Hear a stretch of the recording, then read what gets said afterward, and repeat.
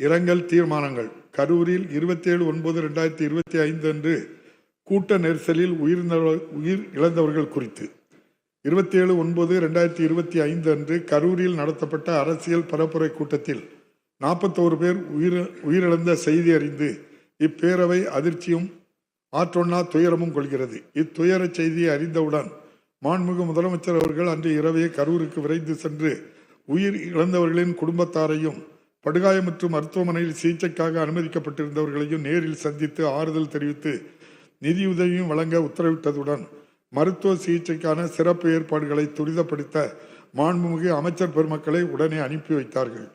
காயமுற்று சிகிச்சை பெற்று வருபவர்கள் விரைவில் நலமடைய வேண்டும் என்று விளைவை இப்பேரவை தெரிவித்துக் கொள்கிறது.